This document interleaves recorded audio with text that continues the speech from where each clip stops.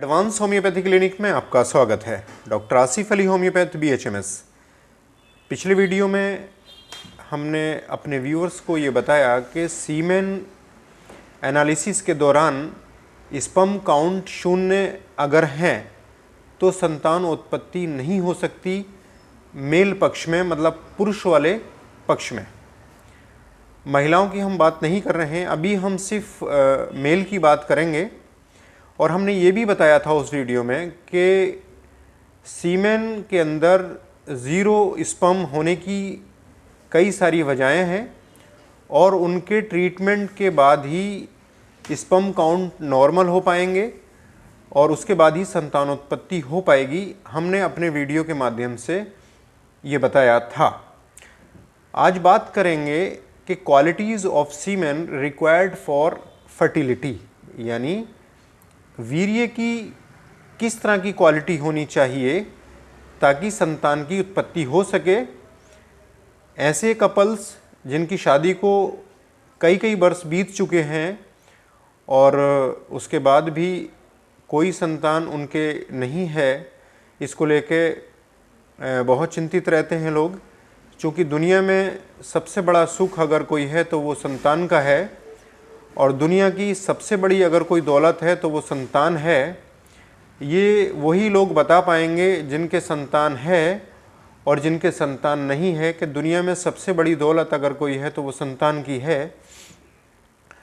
इसके लिए इंसान अपनी पूरी ज़मीन जायदाद तक लुटाने के लिए तैयार रहता है और ये सोचता है किसी तरह से उसके संतान हो जाए ताकि उसका जीवन सफल हो सके। तो ऐसी क्वालिटीज़ वीर्य की होनी चाहिए जो कि संतानोत्पत्ति के लिए सफिशिएंट हो। इसी के विषय में कुछ जानकारी हम आपको देंगे। बहुत ही वैल्यूएबल जानकारी है, हमसे जुड़े रहिएगा।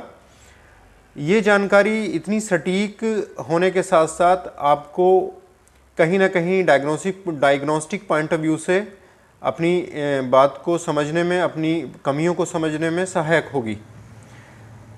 इसमें 9 पॉइंट मैं आपको बताऊंगा। हर एक पॉइंट संतानोत्पत्ति से जुड़ा हुआ होगा। किसी भी पॉइंट में अगर कोई कमी होती है तो संतानोत्पत्ति नहीं होगी।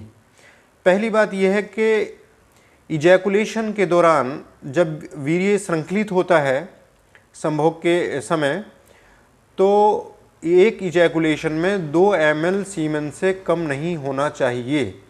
अगर वॉल्यूम इसका 2 ml से कम है तो भी संतानोत्पत्ति नहीं होती है, वो केस इनफर्टिलिटी में चला जाता है। दूसरा नंबर आता है कि sperm count must be at least 20 million पर ml, मतलब 1 ml सीमेन के अंदर 20 मिलियन स्पर्म काउंट होने चाहिए। 20 मिलियन स्पर्म काउंट से कम नहीं होने चाहिए। अगर 20 मिलियन स्पर्म काउंट से कम है 1 ml सीमेन के अंदर तो अभी संतानोत्पत्ति नहीं होगी, क्योंकि नंबर ऑफ स्पर्म्स अगर पर ml कम है तो संतानोत्पत्ति की जो चांसेस हैं वो 0 हो जाते हैं और इनफर्टिलिटी का शिकार होता है। तीसरे नंबर पर आते हैं कि अगर एक बार के इस वीर्य श्रृंखलन के दौरान 40 मिलियन स्पर्म श्रृंखलित होना चाहिए।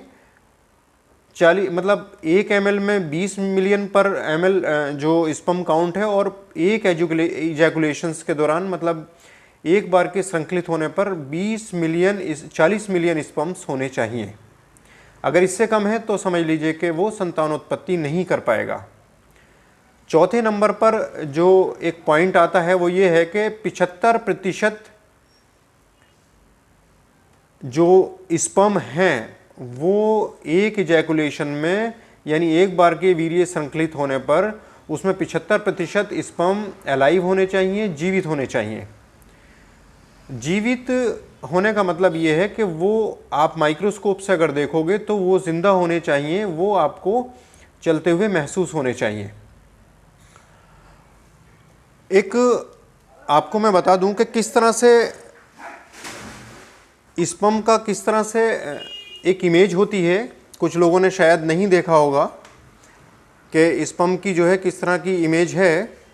मैं दिखाना चाहूँगा व्यूअर्स को स्पर्म की इमेज किस तरह की होती है।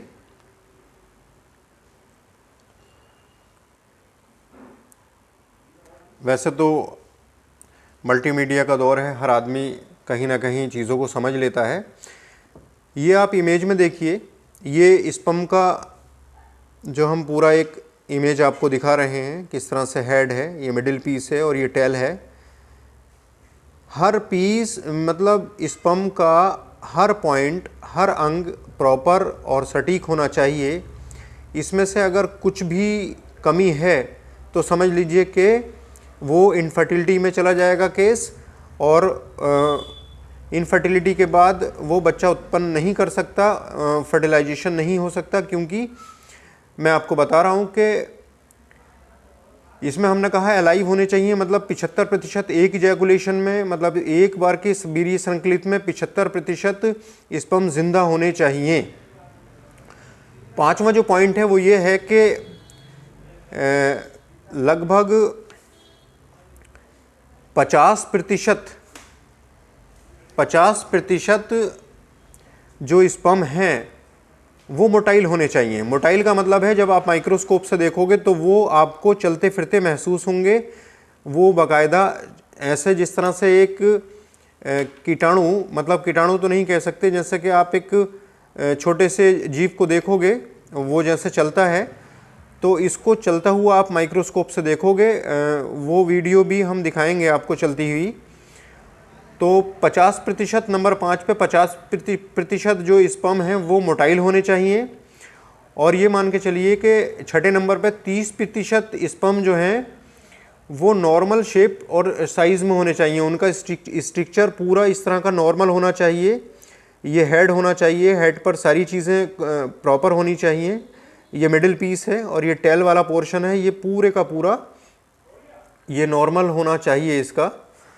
और ये मान के चलिए कि जो 7वां नंबर है, लगभग जो स्पर्म के अधिकतर हेड डिफेक्ट हो जाते हैं, मतलब ये जो हेड है इसका ये डिफेक्टिव अगर है तब भी ये जो है वो अंडे को नहीं भेद पाएगा, और अंडे को अगर नहीं भेदेगा तो फर्टिलाइजेशन नहीं होगा और बच्चा उत्पन्न नहीं हो सकता। ये भी इनफर्टिलिटी में चला जाएगा अगर हेड जो है वो, तो स्पर्म के जो हेड डिफेक्ट है वो कम से कम 35% से ज़्यादा नहीं होना चाहिए। 35% से कम ही जो है हेड डिफेक्ट अगर है तो एक इजैकुलेशन में, तब जो है फर्टिलिटी कंप्लीट हो जाएगी, मतलब संतान उत्पत्ति हो जाएगी। अगर हम मिडिल पीस देखें, ये आप देख रहे हो मिडिल पीस, ये मिडिल पीस जो है वो 20% से ज़्यादा डिफेक्ट नहीं होना चाहिए। 20% से कम ही डिफेक्ट मिडिल पीस का होना चाहिए। इससे ज़्यादा अगर होगा तो इनफर्टिलिटी में केस चला जाएगा, ये मान के चलिए आप। और 9वें नंबर पर आता है कि जो स्पर्म की टेल है, ये टेल भी बहुत इम्पॉर्टेंट है। ये भी फर्टिलिटी में बहुत इम्पॉर्टेंट रोल अदा करती है, क्योंकि तेज़ी से जो दौड़ लगाते हैं फर्टिलाइजेशन के लिए स्पर्म, उसमें टेल का बहुत बड़ा रोल होता है। अगर टेल नहीं होती है तो वो दौड़ नहीं लगा पाता है और अंडे को भेद नहीं कर पाता, क्योंकि वो इतना फोर्सफुली नहीं मूव कर पाता है।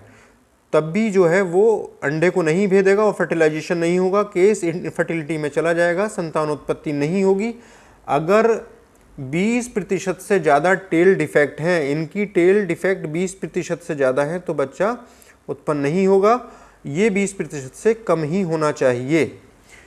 तो इस तरह की क्वालिटीज़ अगर सीमेन के अंदर स्पर्म में हैं, या सीमेन की पूरी इस तरह की क्वालिटीज़ हैं, तभी आप बच्चा उत्पन्न कर सकते हो। अदरवाइज़ आप बच्चा उत्पन्न नहीं कर सकते। ये केस इनफर्टिलिटी में जाएगा, मतलब आप नपुंसकता की श्रेणी में रखे जाएंगे।